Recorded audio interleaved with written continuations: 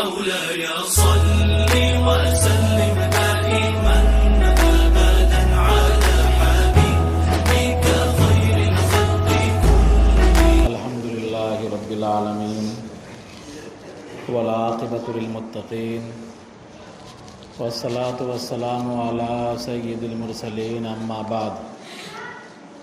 قال الله تبارك وتعالى في كلامه المجيد: اعوذ باللہ من الشیطان الرجیم، بسم اللہ الرحمن الرحیم. یا ایہا الذین آمنوا اذا تداینتم بدین الی اجل مسمى فاکتبوه. وقال تعالی فی موضع آخر: ان الذین یأکلون اموال الیتامی ظلما انما یأکلون فی بطونہم نارا وسیصلون سعیرا. وقال تعالی فی موضع آخر: یوصیکم اللہ فی اولادکم للذکر مثل حظ الانثیین. وقال النبی صلی اللہ علیہ وسلم: مثل الغنی ظلم، او کما قال علیہ الصلاۃ والسلام. محترم بزرگوں، عزیز ساتھیوں،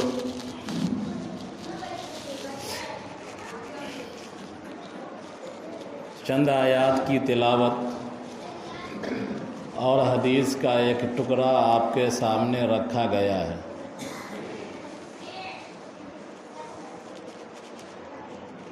ہم اور آپ معاشرے اور سماج میں رہتے ہیں. ہماری دینی ضروریات بھی ہیں اور دنیاوی ضروریات بھی. دینی ضروریات کی تکمیل کے لیے مدرسہ ہے، مسجد ہے، ہم اس کو بناتے ہیں، اس کو آباد کرتے ہیں. دنیاوی ضروریات کے لیے کھیتی پتھاری ہے، کاروبار ہے، تجارت ہے. تو ہماری دنیاوی ضروریات کھیتیوں سے یا کاروبار سے یا محنت مزدوری سے پوری ہوتی ہیں، اور ہماری دینی ضروریات کی تکمیل کا ذریعہ مسجدیں ہوتی ہیں، مدارس ہوتے ہیں. فضیلت کے تعلق سے عام طور پر تقریریں ہوتی رہتی ہیں، اور اکثر و بیشتر تقریروں کے اندر یہ کیا جاتا ہے کہ آپ کے جذبات کو جگایا جاتا ہے، احساسات کو اجاگر کیا جاتا ہے، تاکہ آپ ایک اچھے مسلمان ہو کر کے زندگی گزاریں. ایک اچھا مسلمان اس وقت تک نہیں ہو سکتا جب تک کہ اس کے معاملات اچھے نہ ہوں. بار بار جنازے کے موقع پر آپ سنتے ہیں کہ معاملات کا تعلق حقوق العباد سے ہے. اللہ تبارک و تعالی اگر کسی پر رحم فرمائے، فضل فرمائے تو الگ بات ہے، لیکن سنت اللہ یہی ہے کہ جب تک صاحب حق معاف نہ کرے گا، اللہ تعالیٰ بھی معاف نہیں کریں گے. یہ سنت اللہ ہے. لیکن اللہ اپنے فضل سے کسی کو اپنے طرف سے معاف کر دے، کسی کا کیا بگڑے گا؟ کون ہے اس کو روکنے والا؟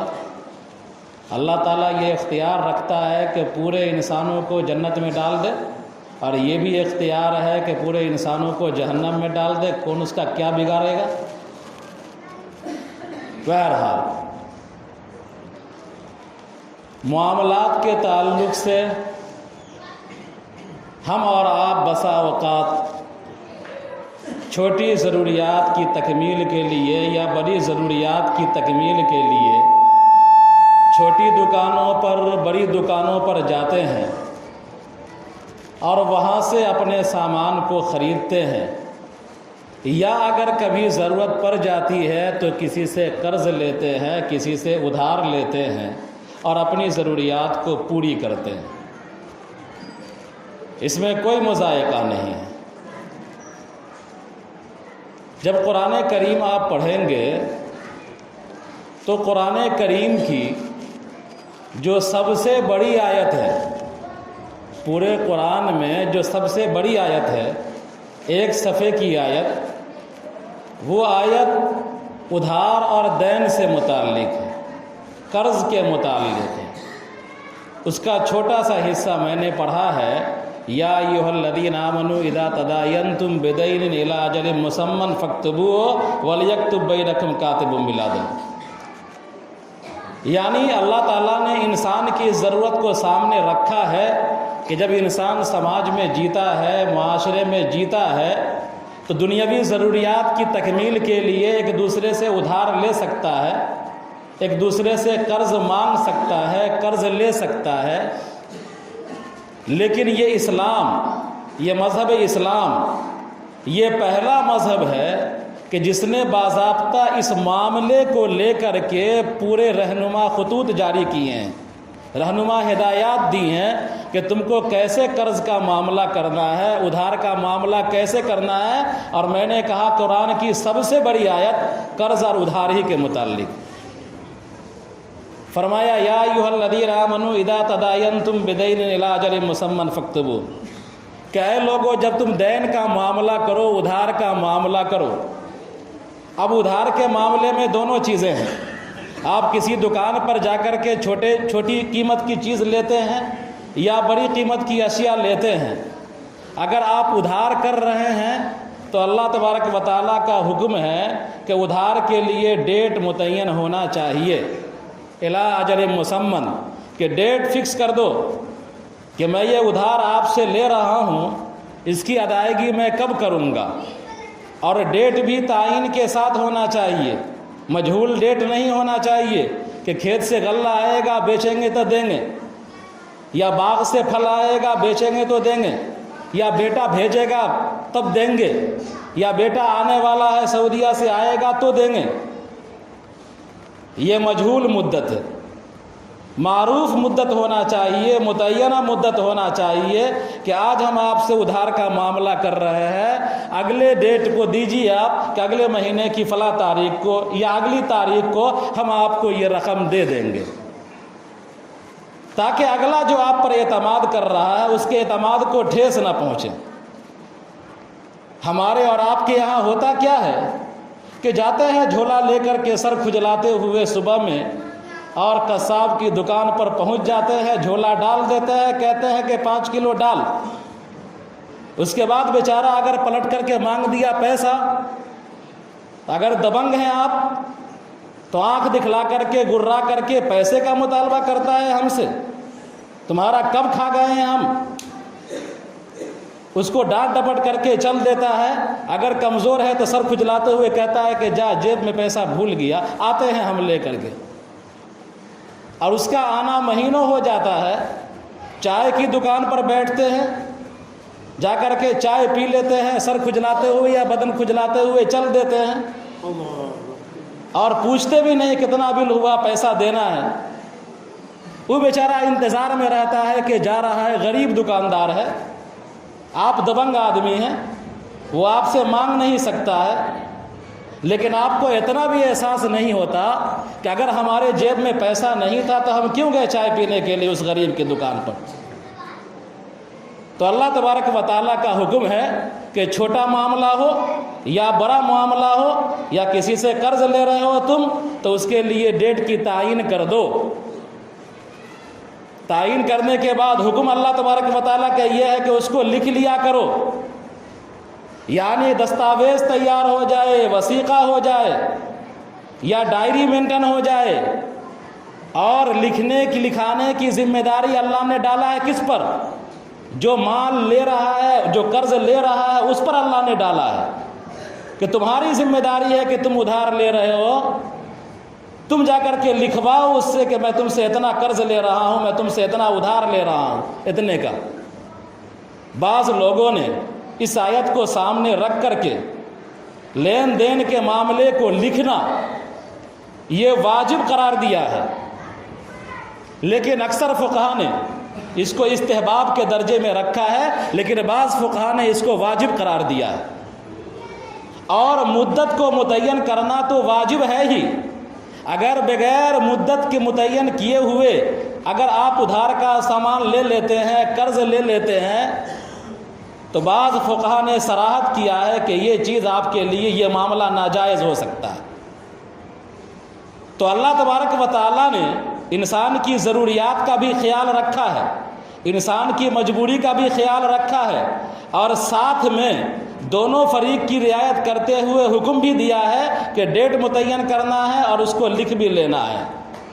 حتیٰ کہ یہ حکم اتنا سخت ہے کہ انسان سفر میں ہوتا ہے، اس کے پاس کاپی قلم نہیں ہوتا، اس کے پاس گواہ وغیرہ نہیں ہوتے ہیں، قافلہ کے ساتھ پہلے لوگ سفر کیا کرتے تھے، تو وہاں بھی اگر آپ اپنے ساتھیوں میں سے کسی سے دین کا معاملہ کر رہے ہو، ادھار کا معاملہ کر رہے ہو، کوئی چیز خرید و فروخت کر رہے ہو، پیسے نہیں ہیں، تو وہاں بھی اللہ تبارک و تعالیٰ کا حکم یہی ہے، تاکیدی حکم، کہ تم اعتماد دلواؤ اس کو جو تم کو مال دے رہا ہے، جو تم کو ادھار دے رہا ہے، اور اعتماد دلانے کے لیے اگر تم کو کوئی سامان گروی رکھنا پڑے تو رکھو۔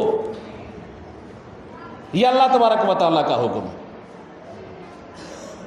تو بہرحال یہ انسان کی ضروریات ہیں کہ جب معاشرے اور سماج میں رہتے ہیں تو انسان ایک دوسرے سے قرض لے گا، انسان ادھار کا معاملہ کرے گا، لیکن ادھار کا معاملہ کر کے اس کو فراموش کر دینا، یا قرض لے کر کے بھول جانا، گلچھرے اڑانا، یا مانگنے والے کو لان تان کرنا، یا لکھنے والے کو کہنا کہ کتنا کنجر آدمی ہے، اس طرح کا تانا دینا، یہ اخلاقیات کے خلاف ہے۔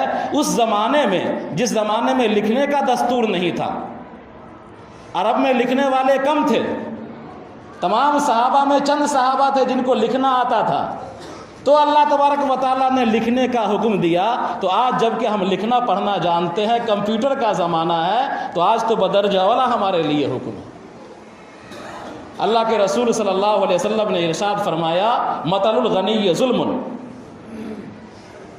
کہ اگر کوئی آدمی استطاعت رکھتا ہے، قرض لیے ہوا ہے، ادھار سامان لیے ہوا ہے، اور استطاعت کے باوجود اگر وہ قرض کو ادا نہیں کرتا ہے، ادھار ادا نہیں کرتا ہے، تو جناب نبی کریم صلی اللہ علیہ وسلم نے فرمایا کہ یہ ظلم ہے۔ اور ظلم کا انجام کیا ہوتا ہے آپ سب جانتے ہیں، اچھی طرح واقف ہیں۔ لہذا ہم کو ایک تو قرض سے بچنا چاہیے، ادھار سے بچنا چاہیے، کوشش ہو کہ ہم فقر و فاقہ جھیل لیں، برداشت کر لیں، لیکن دوسرے سے ادھار نہ لیں، قرض نہ لیں۔ قرض کے بارے میں بعض لوگ تو یہ کہتے ہیں کہ القرض مقراض النار، کہ قرض اور ادھار جہنم کی کینچی ہے۔ بعض محاورے میں تو یہ تک کہا جاتا ہے کہ القرض مقراض المحبہ، کہ قرض جو ہے، ادھار قرض جو ہے محبت کے لیے قینچی ہے، ادھار محبت کی قینچی ہے۔ ادھار کی وجہ سے، قرض کی وجہ سے رشتے خراب ہو جاتے ہیں، ٹال مٹول کی وجہ سے رشتے خراب ہوتے ہیں، اور رشتہ داری کو جوڑنے کا اللہ تبارک و تعالیٰ نے حکم دیا ہے، رسول نے حکم دیا ہے، رشتہ داری کو جوڑنا واجب ہے۔ تو بہرحال ان تمام باتوں کا لب لباب اور خلاصہ یہی ہے کہ ہم کو اولاً قرض اور ادھار سے بچنا چاہیے، اپنے خواہش کو دبانا چاہیے۔ کسی انسان کی پوری خواہش دنیا کے اندر پوری نہیں ہو سکتی، انسان کے خواہشات کی تکمیل کی جگہ جنت ہے، وہاں ساری خواہشیں پوری ہوں گی۔ نہیں نکلی کسی کی آج تک سب حسرتیں دل کی، ہر ایک حسرت نئی حسرت پہ جا کے ختم ہوتی ہے۔ تو اپنے خواہشات کو کنٹرول کریں، اور حتی الامکان کوشش کریں کہ قرض اور ادھار سے بچیں، اور اگر معاملہ کرنا پڑے قرض اور ادھار کا تو مدت متعین ہونا چاہیے، لکھوانا چاہیے، اور جیسے ہی استطاعت ہو، ڈیٹ پورا نہ بھی ہوا ہے تب بھی جیسے ہی استطاعت ہو اللہ تبارک و تعالیٰ دے دے، فوراً جا کر کے قرض ادا کر دے اور ادھار کا معاملہ ختم کر دے۔ اگر کوئی انسان قرض لیا ہوا مر جاتا ہے اور اس کے سر کے اوپر قرض ہے، تو جناب نبی کریم صلی اللہ علیہ وسلم نے فرمایا کہ قرض دار اگر شہید بھی ہو جاتا ہے، قرض دار قرض لیا ہوا ہے اور وہ مر جاتا ہے اور میدان جہاد میں مرتا ہے، شہید ہوتا ہے، حالانکہ شہیدوں کے تمام گناہ اللہ تعالیٰ معاف کر دیتے ہیں، لیکن قرض دار اس قرض کی وجہ سے شہادت کے باوجود بھی جنت میں نہیں جا سکتا ہے۔ تو کوئی انسان اگر مر جاتا ہے، اس کے اوپر اگر قرض ہے تو کتنا سخت معاملہ ہے کہ شہادت کے باوجود بھی جنت سے محروم ہے۔ جناب نبی کریم صلی اللہ علیہ وسلم کے پاس جنازہ لایا گیا۔ حدیث کے اندر آتا ہے کہ آپ کے پاس یکے بعد دیگرے یا مختلف مرحلوں میں 3 جنازے آئے۔ ایک جنازہ آیا، آپ صلی اللہ علیہ وسلم نے پوچھا کیا اس پر کوئی قرضہ ہے؟ تو لوگوں نے کہا کہ نہیں یا رسول اللہ، اس پر کوئی قرضہ نہیں ہے۔ تو نبی اکرم صلی اللہ علیہ وسلم نے جنازے کی نماز پڑھا دیا۔ دوسرا جنازہ لایا گیا، اللہ کے رسول صلی اللہ علیہ وسلم نے پھر پوچھا کیا اس پر کوئی قرضہ ہے؟ تو لوگوں نے کہا کہ ہاں اللہ کے رسول، اس پر قرضہ ہے۔ آپ نے پوچھا کہ اس نے ترکے میں چھوڑا ہے مال؟ تو صحابہ نے کہا کہ ہاں اس نے 3 دینار چھوڑے ہیں۔ جناب نبی کریم صلی اللہ علیہ وسلم نے جنازے کی نماز پڑھا دیا۔ ممکن ہے کہ قرضہ 3 دینار سے کم رہا ہو اور ترکے میں مال ہے، اس مال سے قرضہ ادا ہو جائے گا۔ اس کے بعد ایک اور جنازہ آیا، آپ صلی اللہ علیہ وسلم نے پوچھا اس پر قرضہ ہے؟ صحابہ نے کہا کہ ہاں اللہ کے رسول قرضہ ہے۔ کتنا قرضہ ہے؟ تو 3 دینار قرضہ ہے۔ اس نے مال بھی چھوڑا ہے؟ یا رسول اللہ کچھ نہیں چھوڑا ہے۔ تو جناب نبی کریم صلی اللہ علیہ وسلم نے جنازے کی نماز نہیں پڑھائی اور صحابی کو حکم دیا کہ اپنے ساتھی پر جنازے کی نماز پڑھا لو۔ آپ جنازے سے بچ گئے، نہیں پڑھائے جنازہ۔ تو نبی کریم صلی اللہ علیہ وسلم شروع دور میں جب اسلام کی غربت کا دور تھا تو قرض داروں کے جنازے کی نماز پڑھانے سے احتیاط کیا کرتے تھے۔ اور ایسا کیوں کرتے تھے؟ حالانکہ آپ رحمت للعالمین تھے۔ کیوں؟ اس لیے کہ قرض کا معاملہ اتنا سنگین ہے کہ اللہ نے قرآن کی سب سے لمبی آیت اتاری ہے۔ ادھار کا معاملہ اتنا سنگین ہے کہ اللہ نے سب سے بڑی آیت اتاری ہے۔